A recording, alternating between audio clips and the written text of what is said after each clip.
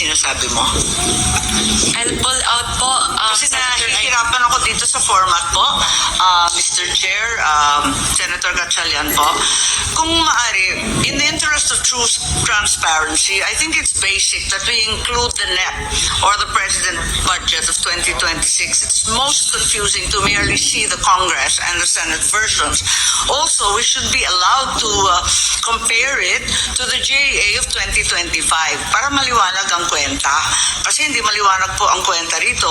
Ang pagkaalam ko, hindi nakasulat dito, pero doon sa NEP, 16.48 billion. Tama po ba yung digitalization na tinatanong ni Congressman Libana ni Nonoy? particularly po, doon sa internet subscription services, 5.8, tama po yun, a total of 16 billion pesos. Info and communications technology or laptops amounting to 8.9. Yan ay hindi dinagdagan o binawasan ng Kongreso at ng Senado. As is lang, maintain lang yung NEP. Tama po ba? Tama po yun.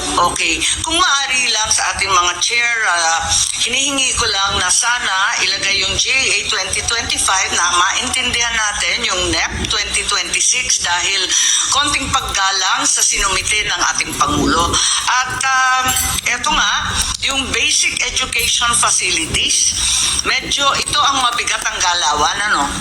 Kasi nakita natin dito sa GAA 2025, 28.1 billion noong 2025. Tapos, nung NEP, 28.056 ang linagay ng Pangulo at ng DBM.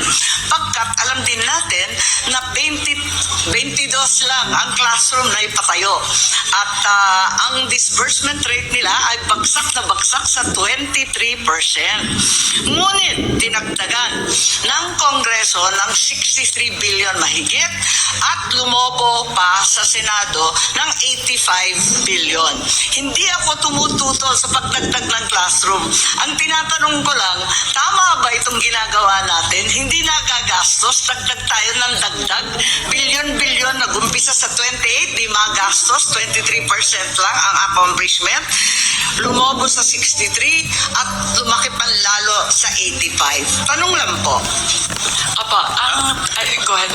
Actually, Senator Amy, ang backlog po natin sa classrooms is about 165,000 at kailangan po tayo mag-allocate ng about 400 billion pesos para lang makahabol. So ito ho ay hindi pa nga ho tayo nakakahabol ho dito. Ito ay para lang ma-decongest ho natin yung mga highly urbanized areas. Ang magiging method at mekanismo ng Department of Education ay papasok po sila sa number 1, PPP, number 2, counterparting with the LGUs, number 3, counterparting with the CSOs, number 4, counterparting with NGOs. So, ang kanilang strategy, sabay-sabay gagawa ngayon ng classrooms. So, ito po ay napag-usapan ni Matt during the hearing, during the budget deliberation, at base po sa calculation ng DepEd, kaya naman ho nilang i-implement ito, basta sabay-sabay ho nilang i-implement. Yes, thank you very much, Mr. Chair. Ang akin lamang, kapag ganito kababa ang disbursement rate, klaro na hindi budget ang issue. Walang kakayahan ng DepEd magpatayo ng ganyang kadami at ang public works man. Sabihin na nga natin na iba-iba ang gagawin ng PPP, ng NGO, CSO at iba't iba pang tropa, LGU. Ang tanong ko po, wala namang maliwanag na plano. Kasi ang totoo, nagawa na po natin to. Hindi naman sa pagmamalaki, pero yung massive school building program po ng dekada 70, alalay po ako noon ng ama ko at nakita natin na new technology sa building ng prefab noong panahon na yon.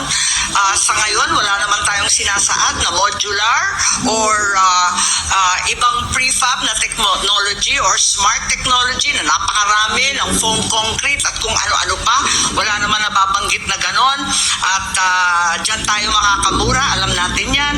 Ikalawa, wala namang prioritization, yung color-coded po ng DepEd. Kabisado po natin yan, galing tayo sa LGU, hindi naman ganun kaliwanag.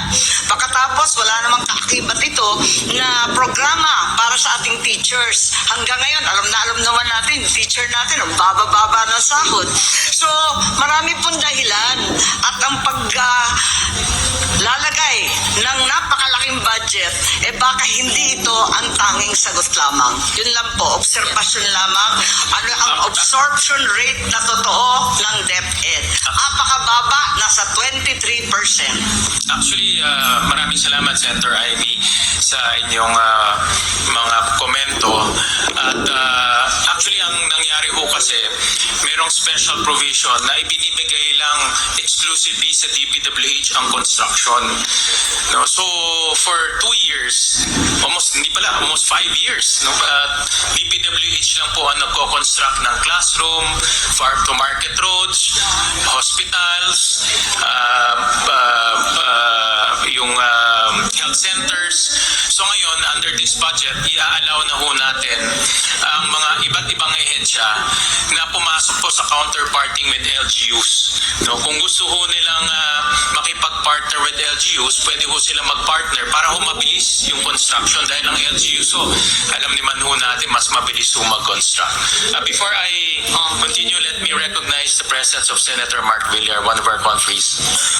Mr. Chair, yes, we appreciate the concerns of Senator Marcos, and as the Chair mentioned, there are several options that Secretary Angara had mentioned in our hearings and in plenary, and that would be including letting the local governments implement the school building program, and we appreciate that. And in fact, Senator Aquino, I think, and Senator Pangilinan mentioned also about the possibility of CSOs and PPPs with accredited private sector partners. So, having said that, if there's no other question, Mr. Chair, I would like to move for the DepEd Office of the Secretary budget to be approved. Mr. Chair, Oh, yes, Senator Tufo. one quick question. Kanina ko pa po hinahanap dito sa Office of the Secretary. Ito po yung mga hinihingi lagi ng mga teacher, ng mga PTA sa mga estudyante sa public schools. Mga simple, walis, tingting, daspan, pag naglinis ng classroom, basahan, tapos pag malapit ng graduation, mga dekorasyon sa mga stage. Hinihingi po ito sa mga estudyante. Ang dami na pong reklamo na ganito. Saan po banda rito kaya nakasama? Parang wala ho yata. Parang Dito po sa MOE, ito po yung operations of schools, elementary, junior high school, senior high school. doon po sa operation schools. Pasok MOE ho ito ng mga eskwelahan. Maraming salamat po, Mr. Chair. So there's a pending motion to approve the Office of the Secretary. Any second? On the part of the House, Madam Chair, Mr. Chair, we second the motion. Before that, since I'm the movant, I just want to make sure that we put on record before we finalize it, the age gap number and the BICAM number that we are approving so that it's on the record. May we ask the chair to do that if you agree, because many figures are being discussed. May we kindly put on record the age gap figure and the BICAM figure that we are approving. But I so Yes. thank you. Yeah, thank you. And there's a duly seconded. So the budget of the Office of the Secretary, Department of Education is hereby approved. Those summaries, Madam Chair, will be provided prior to the signing of the BICAM report. In fact, dito po sa BICAM, hindi ho natin isa-sign to kaagad. Ipiprint na muna po yung mga dokumento, ipiprint na po yung pre-enrolled copy, at iproprovide yung sa members para po makita po nila bago po tayo mag-sign. No? Thank you. Alright?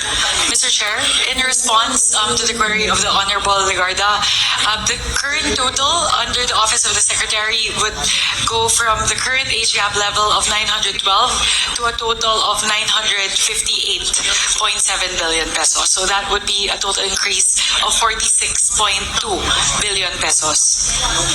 How much na ngayon?